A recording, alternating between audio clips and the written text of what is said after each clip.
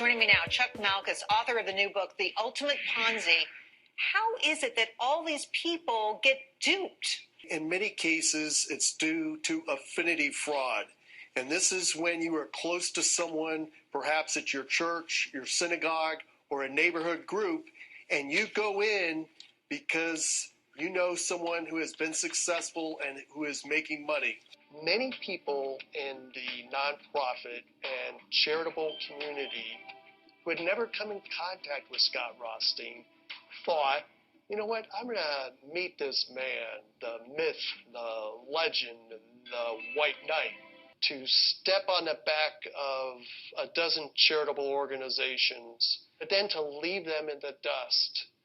This guy doesn't deserve to see the light of day. Social media is your new best friend. You're fortunate now that the internet is your new best friend. You are able to connect with people who can make a difference with your programming. You don't want to end up on this website.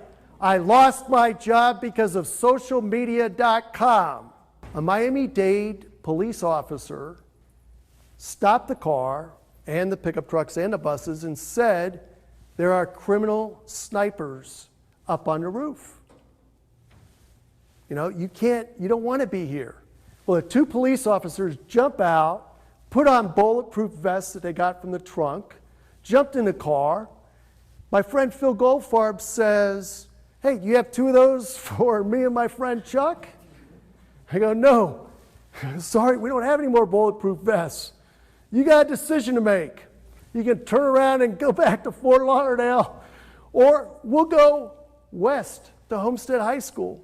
I stepped off the bus and I came face to face with a young mother. Her name was Yolanda. She was an African-American woman, and she had her two children. One was 2, the other one was 3. She said, do you have any teddy bears?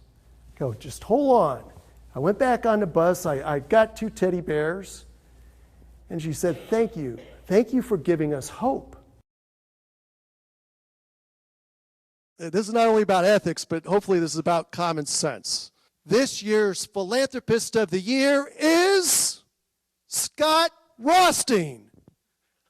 Honestly, I almost fell out of my chair. Prior to Rothstein's fall, he claimed to put on the bench 3 judges. And he claimed that not only did he have the governor in his pocket, he also had in his pocket 3 judges. One of Rothstein's mistakes was that he stole money from both the Sicilian mafia and the Israeli mafia. I hope that your personal radar will go off like my personal radar went off when I saw the activities of Scott Rothstein. We thought this was going to be a 2-month, 3-month effort. Well, 22 years later, we are still providing help.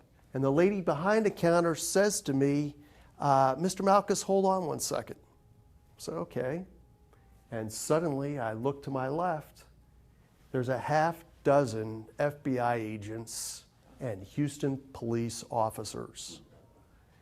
And Mr. Malkus, come over here. And I'm thinking to myself, I hope I haven't broken the law by bringing the Cubans to Houston.